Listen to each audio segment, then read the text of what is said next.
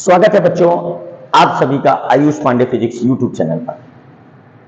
बच्चों पिछली कक्षा में हम लोगों ने बात की थी किसी समांतर प्लेट संधारित्र की प्लेटों के बीच एकांक आयतन में संचित वैद्युत स्थितिज ऊर्जा, जो बहुत ही इंपॉर्टेंट डेरिवेशन था, परीक्षा की दृष्टि से बहुत महत्वपूर्ण कहा जाता है। आज की कक्षा में बच्चों परीक्षा की दृष्टि से बहुत ज्यादा इंपॉर्टेंट टॉपिक सम्मिलित किए गए हैं और ये वीडियो इस पार्ट 2 स्थिर वैद्युत विभव तथा संधारित्र का अंतिम वीडियो। बच्चों एक एक कॉन्सेप्ट मन लगाकर पढ़ना, क्योंकि इससे एग्जाम पर क्वेश्चन जरूर पूछे जाने वाले हैं। तो बच्चों शुरू करते हैं अपना आज का लेक्चर। इसमें फर्स्ट टॉपिक हमारा परावैद्युत का ध्रुवण। परावैद्युत का ध्रुवण, परावैद्युत का ध्रुवण, polarization of dielectrics, polarization of dielectrics, dielectrics. बच्चों परावैद्युत पदार्थ जो होते हैं वो जनरली कुछ अलग पदार्थ होते हैं जिनमें वैद्युत आवेश प्रवाहित नहीं होता, अर्थात वैद्युत आवेश उस पदार्थ के भीतर बह नहीं सकता है। तो बच्चों इन पदार्थों के अणुओं को जब हम इन पदार्थों को बाएं वैद्युत क्षेत्र के भीतर रखेंगे तो इन पदार्थों के अणुओं में वैद्युत क्षेत्र की दिशा में धनात्मक आवेश और वैद्युत क्षेत्र की विपरीत दिशा में ऋणात्मक आवेश उत्पन्न हो जाता है। इसी घटना को हम लोग कहते हैं बच्चों परावैद्युत पदार्थ का ध्रुवण। तो जैसे मान लीजिए अभी हमारे परावैद्युत पदार्थ का एक अणु है और ये उस अणु के परमाणुओं के नाभिक हैं और इन नाभिकों के चारों ओर इलेक्ट्रॉन चक्कर लगा रहे हैं। तो बच्चों किसी अणु को प्रदर्शित किया है हमने। अणु परमाणुओं से मिलकर बना होता है और परमाणुओं के चारों ओर इलेक्ट्रॉन चक्कर लगा रहे हैं, परमाणुओं के नाभिक के चारों ओर इलेक्ट्रॉन चक्कर लगा रहे हैं। तो बच्चों ये है हमारा ऋणात्मक इलेक्ट्रॉन, ऋणात्मक इलेक्ट्रॉन, और ये है हमारे धनात्मक नाभिक, धनात्मक नाभिक, धनात्मक नाभिक। तो बच्चों बाह्य वैद्युत क्षेत्र की अनुपस्थिति में, बाह्य वैद्युत क्षेत्र की अनुपस्थिति में परावैद्युत का अणु कुछ, अनुपस्थिति में परावैद्युत का अणु कुछ इस प्रकार का होता है। लेकिन बच्चों जब इसी परावैद्युत के अणु को हम बाह्य वैद्युत क्षेत्र की उपस्थिति में रखते हैं, बाह्य वैद्युत क्षेत्र की उपस्थिति में रखते हैं, उपस्थिति में रखते हैं, तो बच्चों जैसे मान लीजिए बाह्य वैद्युत क्षेत्र हमारा ये है और हमने इसके भीतर इस अणु को रख दिया। तो बच्चों जो इसके ऋणात्मक इलेक्ट्रॉन है ये बाह्य वैद्युत क्षेत्र की विपरीत दिशा में वैद्युत बल का अनुभव करेंगे। तो इन ऋणात्मक इलेक्ट्रॉनों का बाह्य वैद्युत क्षेत्र की विपरीत दिशा में वैद्युत बल के अनुभव के कारण ये उस अणु के वैद्युत क्षेत्र की विपरीत दिशा की ओर वाले भाग में एक ऋण वैद्युत आवेश प्रेरित कर देते हैं और धनात्मक नाभिक वैद्युत क्षेत्र की दिशा में बल का अनुभव करेंगे, जिसके कारण वैद्युत क्षेत्र की दिशा में धनात्मक आवेश उत्पन्न होता है। तो बच्चों ये जो परावैद्युत का अणु है, ये जो परावैद्युत का अणु है, परावैद्युत का अणु है, इसमें वैद्युत क्षेत्र की दिशा में धनात्मक आवेश और वैद्युत क्षेत्र की विपरीत दिशा में बाह्य वैद्युत क्षेत्र की उपस्थिति में वैद्युत बल उत्पन्न हो जाता है। वैद्युत बल लगने के कारण इस परावैद्युत के अणु में जो वैद्युत आवेश प्रेरित हो जाता है, इसी घटना को हम लोग कहते हैं परावैद्युत का ध्रुवण। तो बच्चों बाह्य वैद्युत क्षेत्र के भीतर, बाह्य वैद्युत क्षेत्र के भीतर, वैद्युत क्षेत्र के भीतर परावैद्युत पदार्थ को रखने पर, पदार्थ को रखने पर परावैद्युत पदार्थ के अणु में उपस्थित धनात्मक नाभिकों पर वैद्युत क्षेत्र की दिशा में, वैद्युत क्षेत्र की दिशा में जबकि ऋणात्मक इलेक्ट्रॉनों पर वैद्युत क्षेत्र की विपरीत दिशा में, वैद्युत क्षेत्र की विपरीत दिशा में वैद्युत बल आरोपित होता है, वैद्युत बल आरोपित होता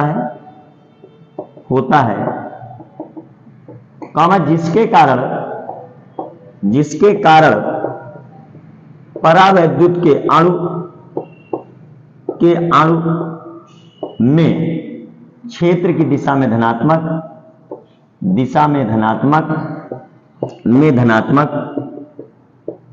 तथा क्षेत्र की विपरीत दिशा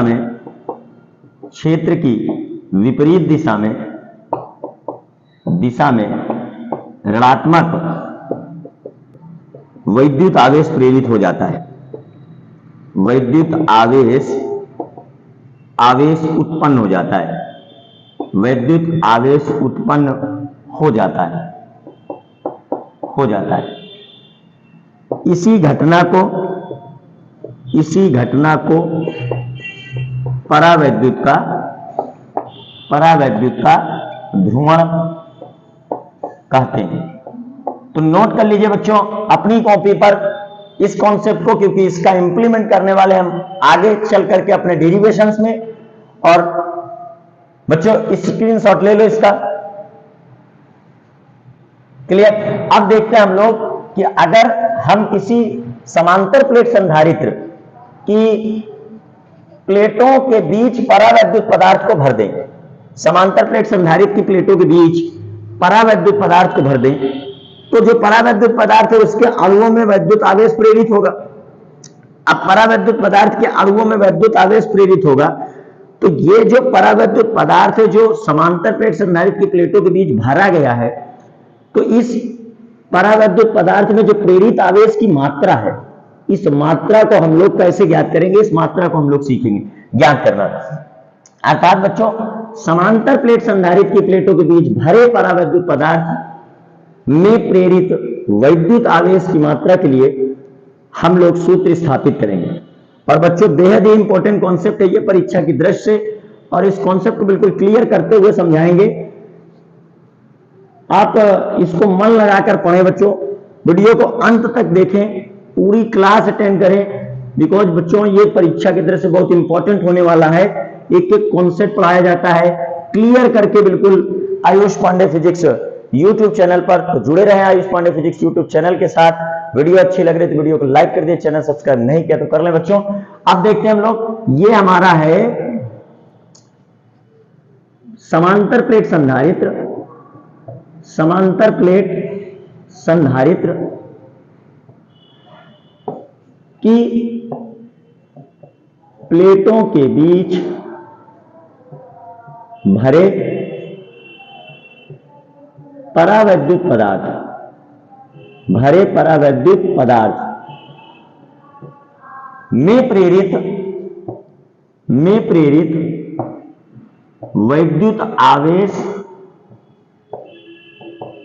की मात्रा के लिए सूत्र की स्थापना, derivation of formula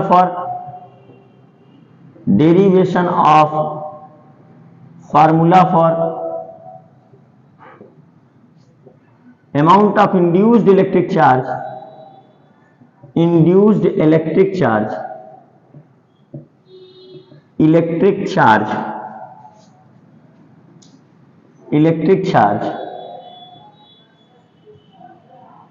dielectric material substance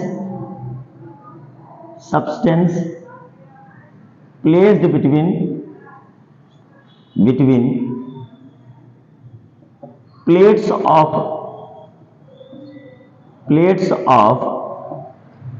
parallel plate capacitor,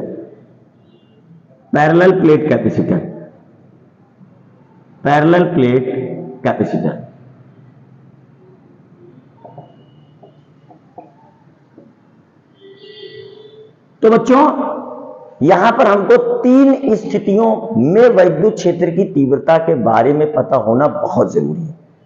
पहली स्थिति, जब समांतर प्लेट संधारित्र की प्लेटों के बीच वायु उपस्थित हो तो प्लेटों के बीच वैद्युत क्षेत्र की तीव्रता क्या होगी।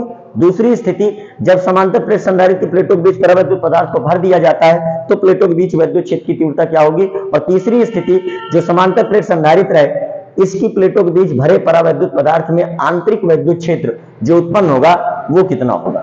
तो बच्चों तीनों स्थितियों में समांतर प्लेट संधारित्र की प्लेटों के बीच जो वैद्युत क्षेत्र की तीव्रता है उन तीनों के अलग अलग वैद्युत क्षेत्र की तीव्रताओं के मान को पहले देख लेते हैं। तो ये हमारा भाई पहला नंबर केस जो है ये हमारा समांतर प्लेट संधारित्र है, इसको धन वैद्युत स्रोत से जोड़ा जिसके कारण इसकी प्लेट पहली प्लेट पर जो वैद्युत आवेश की मात्रा है वो धन क्यू आ गई।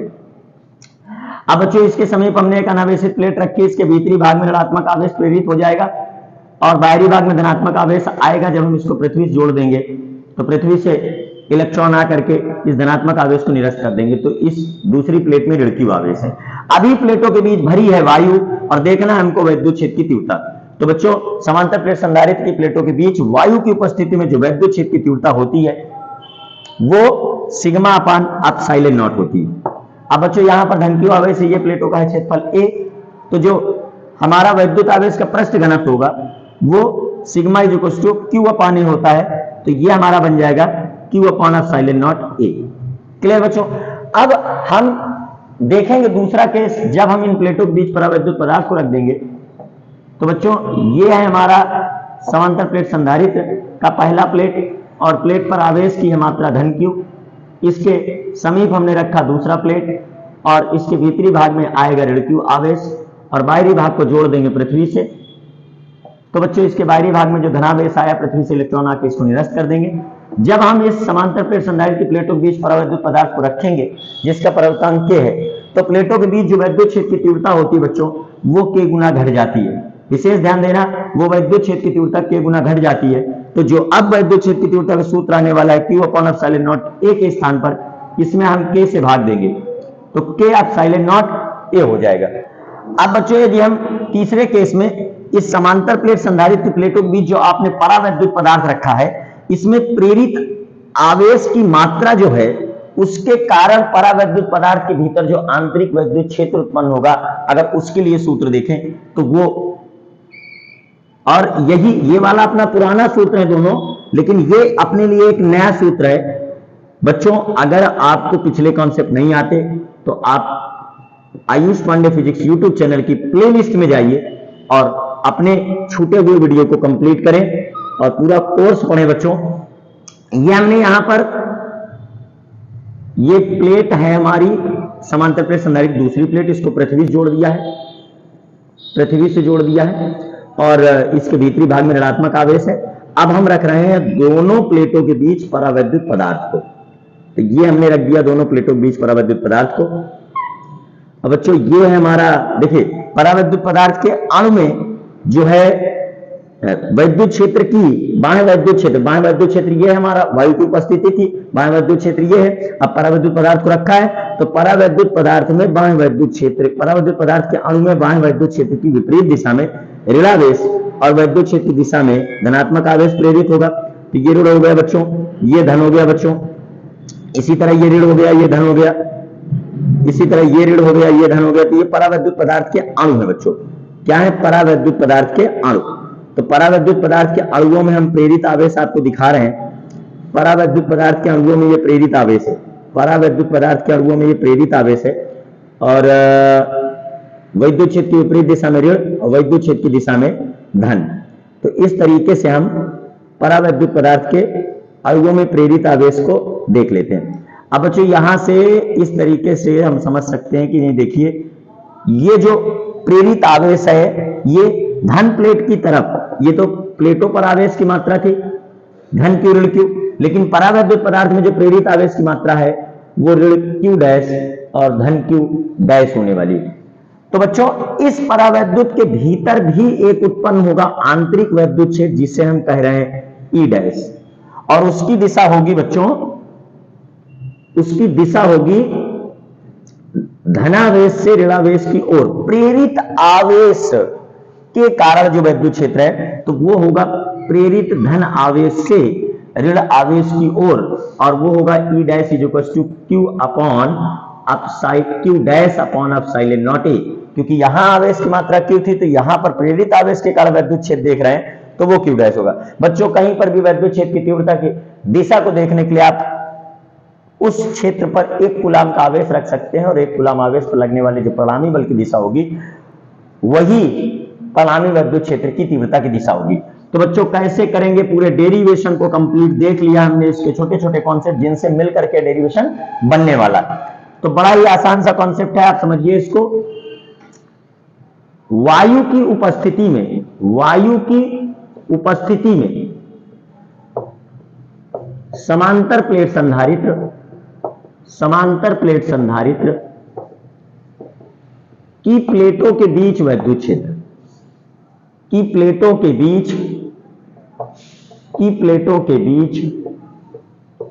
वैद्युत क्षेत्र की तीव्रता क्या होने वाली है? वैद्युत क्षेत्र की तीव्रता E not is equal to sigma upon epsilon not, या डायरेक्ट लिख सकते हैं इसको Q upon sigma upon epsilon not लिखेंगे तो चूंकि सिग्मा इज इक्वल टू वैद्युत आवेश का पृष्ठ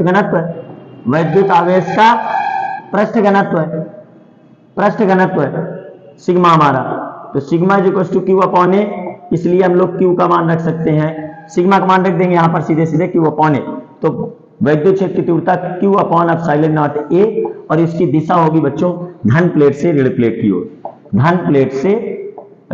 की ओर, प्लेट की ओर। ये जो Q आवेश है ये संधारित्र की प्लेटों पर आवेश की मात्रा है जो A प्लेटों का क्षेत्रफल है। अब बच्चों हम लोग यहां पर देखेंगे कि जब परावैद्युत पदार्थ को रख दिया जाता है, परावैद्युत पदार्थ के परावैद्युतांक वाले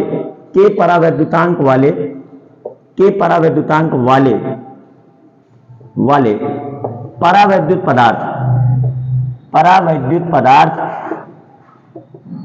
की उपस्थिति में प्रेरित वैद्युत आवेश, परावैद्युत पदार्थ की उपस्थिति में प्रेरित परावैद्युत पदार्थ की उपस्थिति में समांतर प्लेट संधारित्र की प्लेटों के बीच, समांतर प्लेट संधारित्र की प्लेटों के बीच उत्पन्न वैद्युत क्षेत्र की तीव्रता, तो बच्चों अब वैद्युत क्षेत्र की तीव्रता घट जाने वाली है K गुना वैद्युत क्षेत्र की तीव्रता। तो हम क्या करेंगे, इसी सूत्र में K गुना घटा देंगे, तो Q upon epsilon not A, और ये वैद्युत क्षेत्र की तीव्रता हमारी K गुना घट गई है। अभी भी वैद्युत क्षेत्र की तीव्रता की दिशा धन प्लेट से ऋण प्लेट की ओर ही होगी,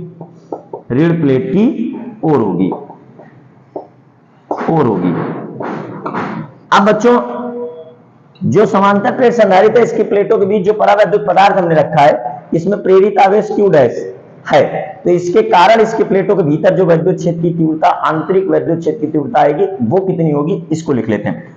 समांतर प्लेट संधारित्र प्लेटों के बीच भरे परावैद्युत पदार्थ में प्रेरित वैद्युत आवेश Q डैश के कारण परावैद्युत पदार्थ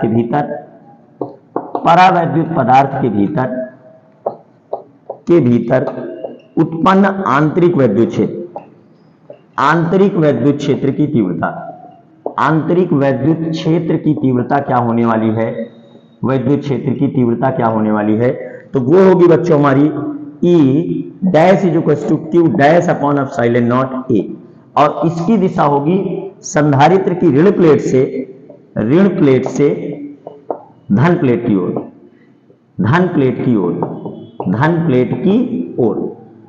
ओर। अब ये हो गया समीकरण नंबर 3, ये है हमारा समीकरण नंबर 2, और इससे पहले था हमारा समीकरण नंबर 1, तो ये हमारा समीकरण नंबर 1। अब तो बच्चों यहां पर ई नॉट, कैपिटल ई और ई डैश, तो ई डैश क्या है?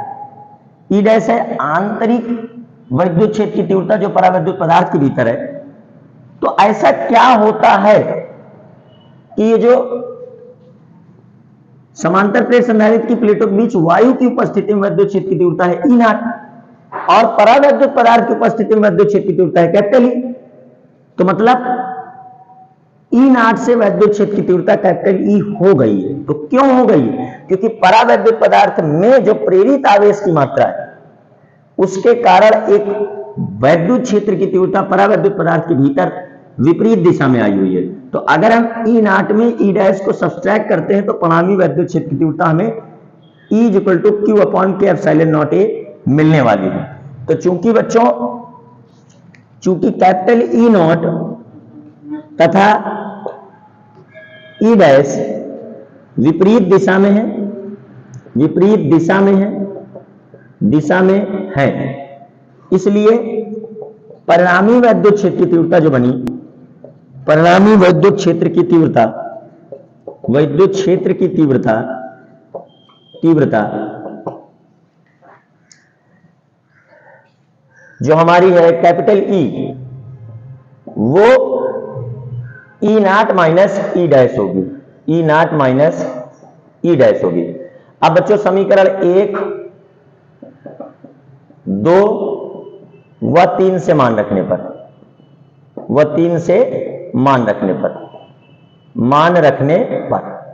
तो अगर हम समीकरण 1, 2 व 3 से मान रखते हैं तो भाई कैपिटल ई का मान है Q/K एप्सिलॉन नॉट A,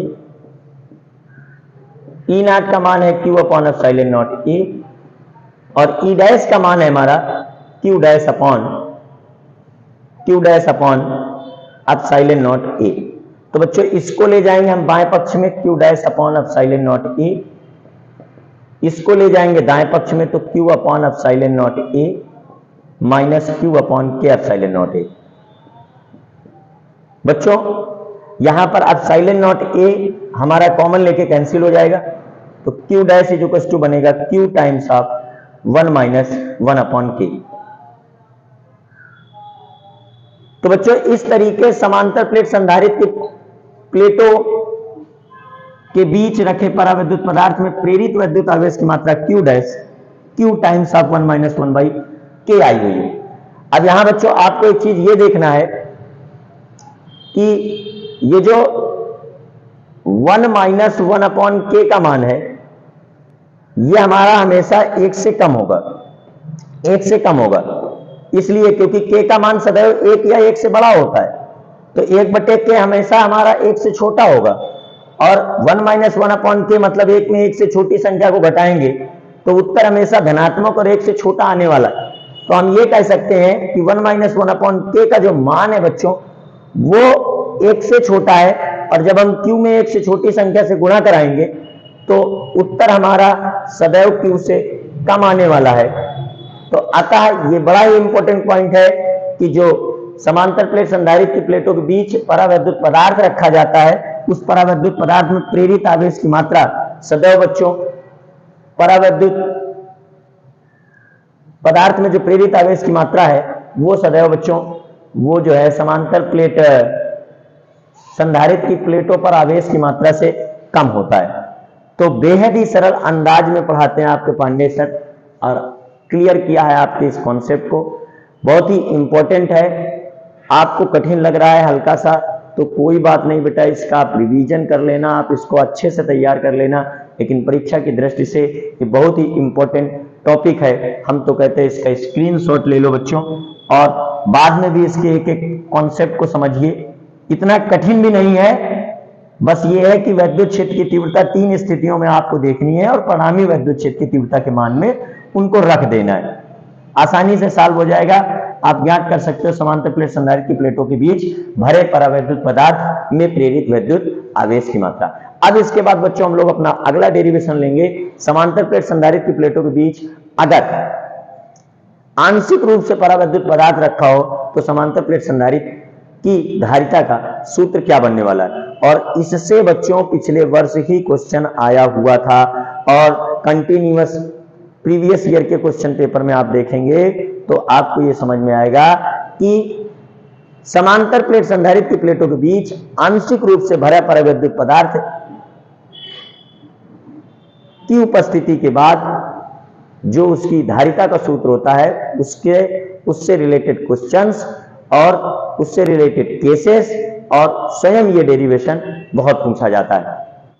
अब देखेंगे बच्चों हम लोग समांतर प्लेट संधारित्र की प्लेटों के बीच आंशिक रूप से परावैद्युत पदार्थ को रखने पर उस संधारित्र की धारिता के लिए सूत्र। तो इस टॉपिक को मन लगाकर समझना है बेटा। समांतर प्लेट संधारित्र की प्लेटों के बीच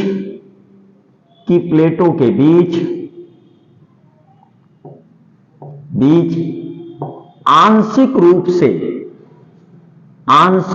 से परावैद्युत पदार्थ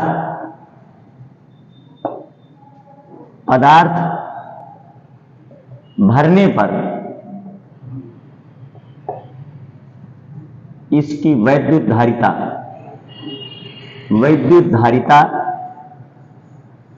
के लिए सूत्र की स्थापना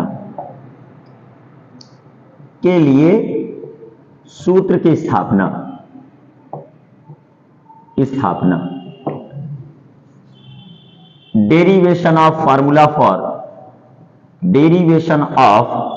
formula for capacitance of parallel plate capacitor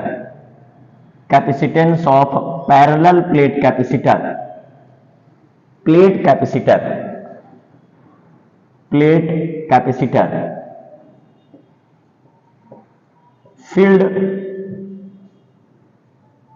partially with dielectric substance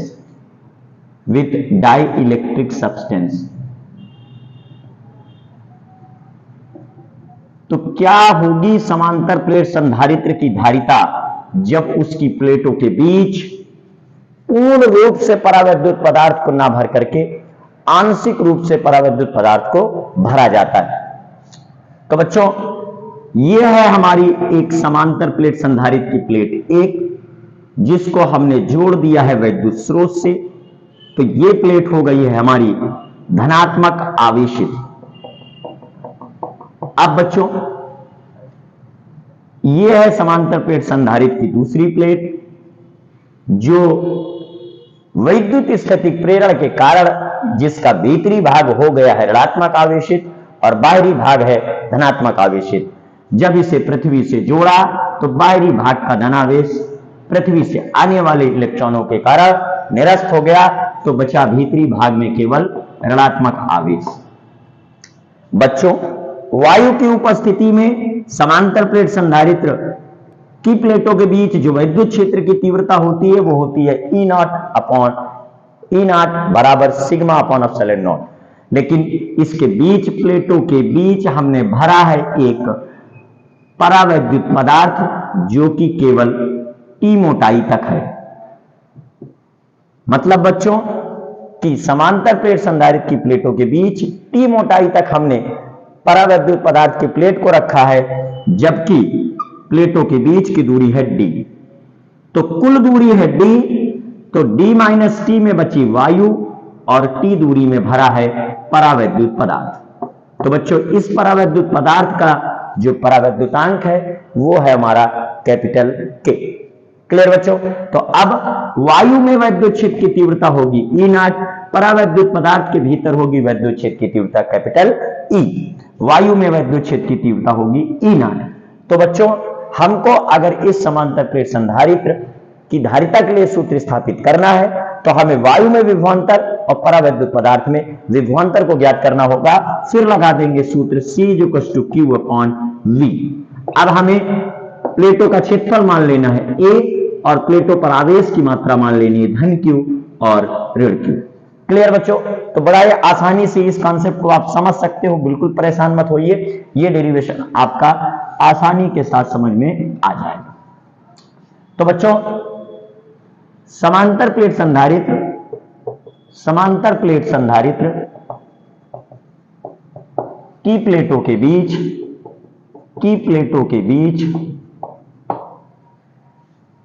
वायु में वैद्युत क्षेत्र की तीव्रता निम्न प्रकार होगी। तो क्या होगी? समांतर प्लेट संधारित्र की प्लेटों के बीच वायु में वैद्युत क्षेत्र की तीव्रता, तो वो होगी बच्चों E not is equal to sigma upon epsilon not. Clear? पुनः बच्चों समांतर प्लेट संधारित्र की प्लेटों के बीच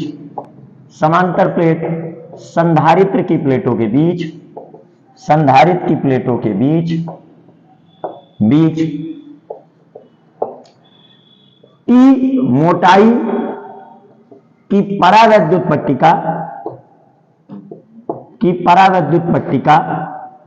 में वैद्युत क्षेत्र की तीव्रता जो होगी, वैद्युत क्षेत्र की तीव्रता निम्न प्रकार होगी। वो क्या होगी बच्चों? तो वो उसमें वैद्युत क्षेत्र की तीव्रता के गुना घट जाएगी, तो बनेगी सिग्मा अपान के एप्सिलॉन नॉट। परावैद्युत पदार्थ में वैद्युत क्षेत्र की तीव्रता का मान के गुना घट जाएगा। तो न्यूटन प्रति कूलाम वैद्युत क्षेत्र की तीव्रता का होता है मात्रक, न्यूटन प्रति कूलाम है वैद्युत क्षेत्र की तीव्रता का मात्रक। और जो धन प्लेट से ऋण प्लेट की ओर है, अब बच्चों इसको कह देंगे समीकरण 1, इसको कह देंगे समीकरण 2।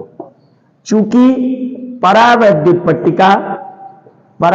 पट्टिका में D पट्टिका के बीच में D माइनस T दूरी तक वायु, देखिए बच्चों कुल दूरी है D, परावैद्युत पट्टिका की मोटाई इससे घटा देंगे तो D माइनस T दूरी पर बचेगी वायु और T दूरी पर भरा है परावैद्युत पदार्थ।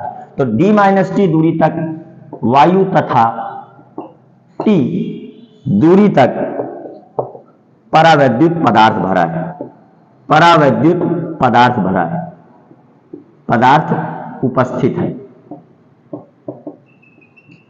इसलिए वायु में प्लेटों के बीच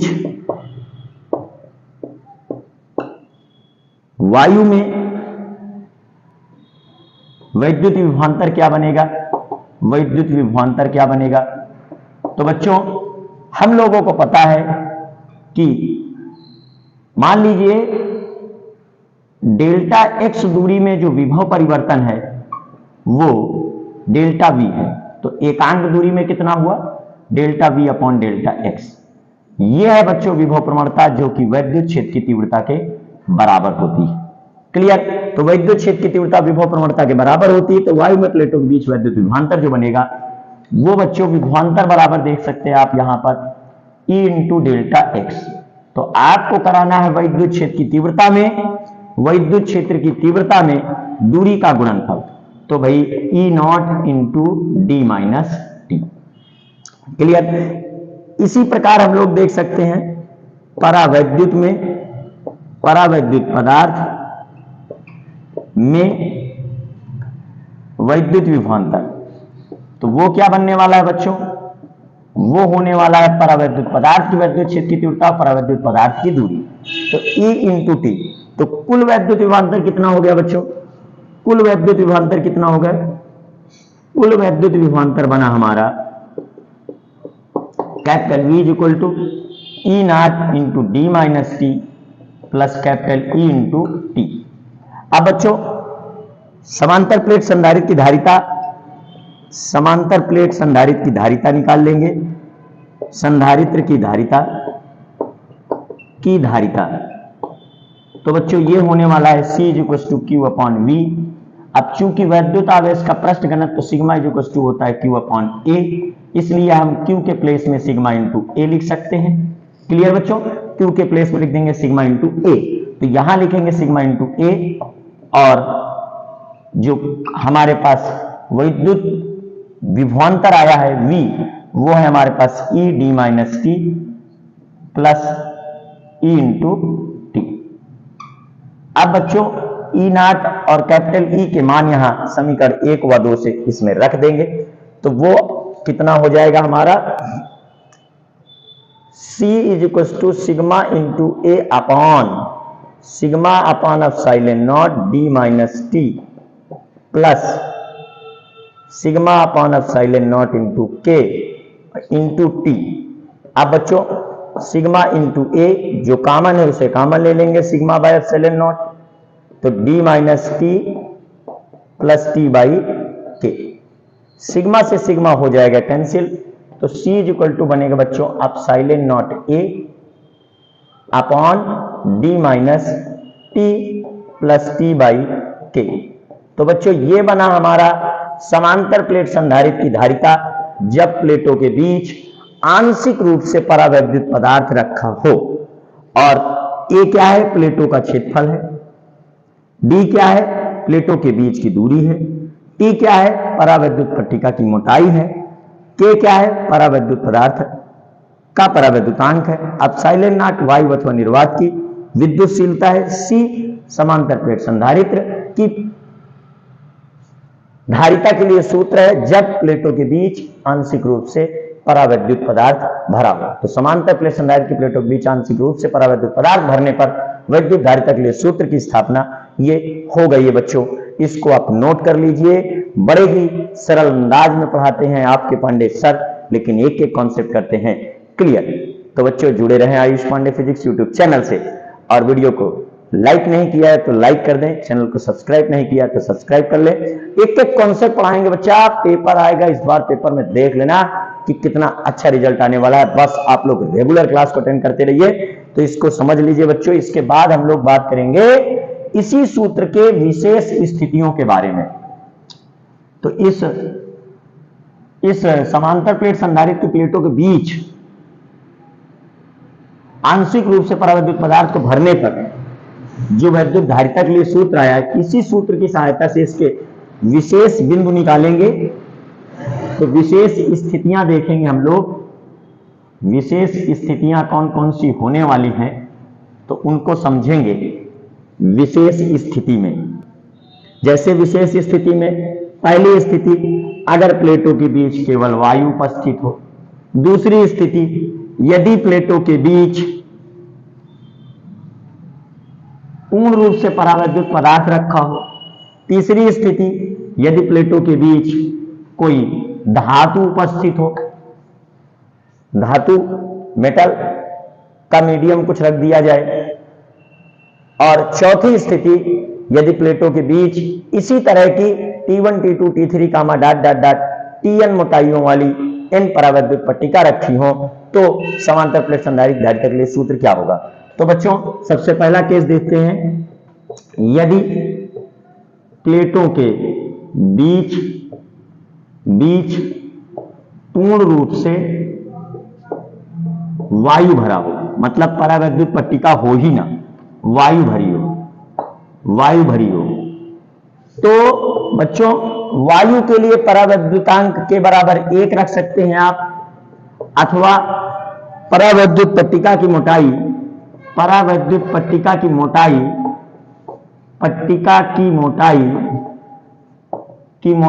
T बराबर रख सकते हैं बच्चों 0 रखने पर। दो में से कुछ भी रख दीजिए, आपको मिल जाएगा वायु संधारित्र की धारिता के लिए सूत्र। तो बच्चों वायु संधारित्र धारिता के लिए सूत्र क्या होगा, C not is equal to epsilon not A, तो हम रखते हैं T बराबर 0, तो यहां पर D माइनस 0 प्लस 0 बाई के। तो बच्चों यहां पर ये आने वाला है C not is equal to epsilon not A upon small d, और यही होती है वायु समांतर प्लेट संधारित्र की धारिता। सेकेंड नंबर है बच्चों, अगर हम समांतर प्लेट संधारित्र की प्लेटों के बीच पूर्ण रूप से परावैद्युत पदार्थ भर दें। जब समांतर प्लेट संधारित्र की प्लेटों के बीच पूर्ण रूप से परावैद्युत पदार्थ भरा हो, कामा तब के बराबर 1 रखने पर, नहीं सॉरी, तब पूर्ण रूप से परावैद्युत पदार्थ भरा है। तो बच्चों अगर पूरे में परावैद्युत पदार्थ ही भरा है तो जो D का मान है वो T के बराबर हो जाएगा। तब T बराबर D रखने पर, T बराबर D रखने पर तो C इक्वल टू हो गया बच्चों epsilon not A upon D minus D plus D upon K। तो जो आने वाला है सूत्र वो है K epsilon not A upon small d। Clear बच्चों? तो फैरेड में ये आ जाएगा। इसके बाद बच्चों तीसरी स्थिति, यदि समांतर प्लेट संधारित्र की प्लेटों के बीच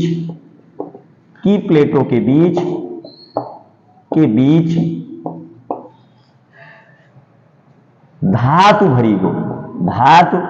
भरी हो तो बच्चों धातु का जो परावैद्युतांक होता है वो K बराबर अनंत होता है।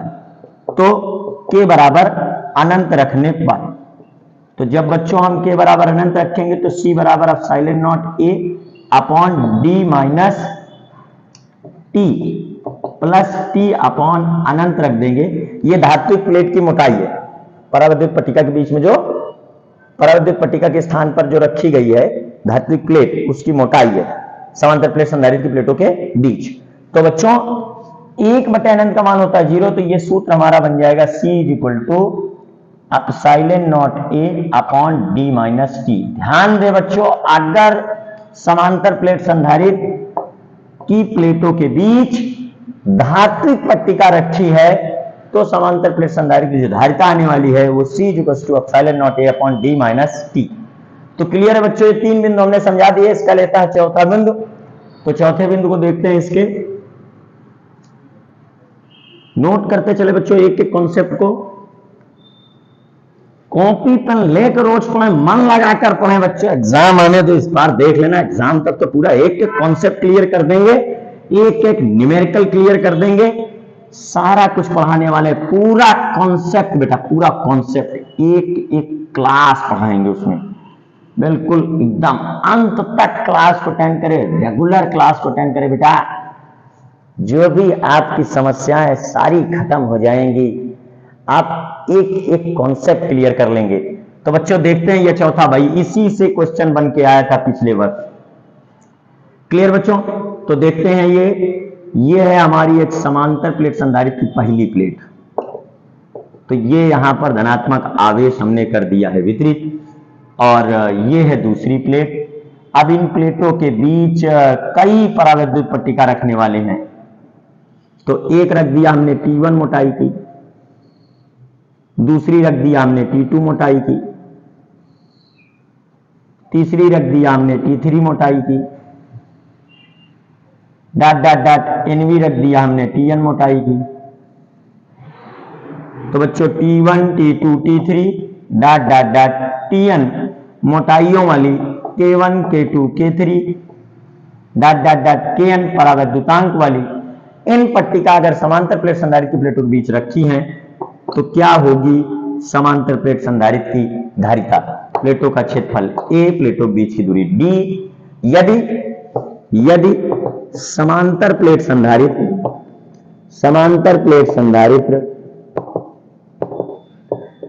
की प्लेटों के बीच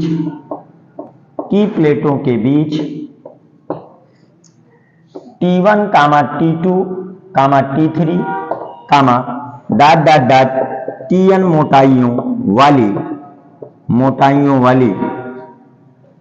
वाली तथा क्रमशः K1, K2, K3, dot dot dot Kn परावैद्युतांक वाली इन परावैद्युत पट्टिकाओं को भरा